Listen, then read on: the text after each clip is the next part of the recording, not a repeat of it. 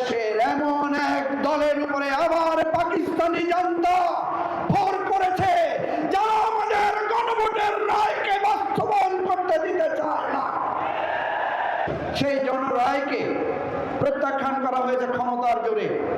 গণভোটের মাধ্যমে বাংলাদেশের মানুষ নতুন রাজনৈতিক বন্দোবস্তের যে ঘোষণা দিয়েছে, যদি সেই রায় বাস্তবায়ন করানো হয়, আবার ৭১-এর মতো মুক্তিযুদ্ধ হবে, আবার সংগ্রাম হবে, লড়াই হবে, জীবন দিয়ে বাংলাদেশকে নতুন রাজনৈতিক বন্দোবস্তে আমরা প্রতিষ্ঠা করব।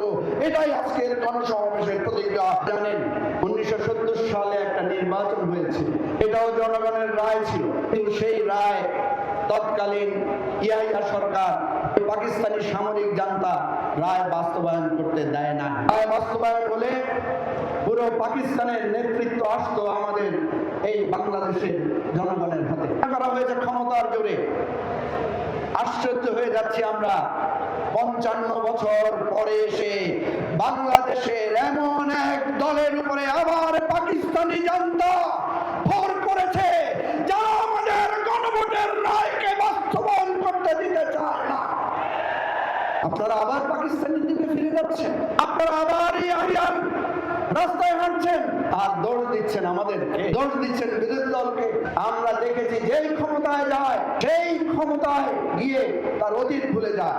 প্রধানমন্ত্রীর বক্তব্য দেখেন, আগের বক্তব্য দেখেন, রাষ্ট্রমন্ত্রীর আগের বক্তব্য, বর্তমান বক্তব্য দেখেন, তাদের নেতাদের আগের বক্তব্য, বর্তমান বক্তব্য দেখেন। ওই গ্রামে গঞ্জে ছাত্র দল, যুব দলের ছোটখাটো নেতাদেরও আগের আচরণ, বর্তমান আচরণ দেখেন, কোন মিল আছে? যাদের আগের কথা আর পরের কথার মিল থাকে না, এরা কোনোদিন জনগণের আশা আকাঙ্ক্ষার পরিবর্তন করতে পারে না। আমাদের স্পষ্ট দাবি, জনগণ স্পষ্ট করে গণভোটে বলেছে, আপনারা দেখবেন, খুললে এখনো গুগলে সার্চ করলে পাবেন, আমাদের গণভোটের যেই ব্যালট ছিল, ব্যালটের সামনে লেখা আছে, আপনি কি জুলাই বাস্তবায়ন আদেশের সাথে একমত এবং নিম্নোক্ত 4টি বিষয়ে আপনার মতামত হ্যাঁ অথবা না জানান। তাহলে জুলাই বাস্তবায়ন আদেশের পক্ষে মানুষ রায় দিয়েছে না? সংবিধান উপরে না গণভোট উপরে? সংবিধান বদলানোর জন্য আমরা কি করি? সংবিধান বদলানোর জন্য আমরা গণভোট করি। গণভোটের রায় হচ্ছে চূড়ান্ত রায়।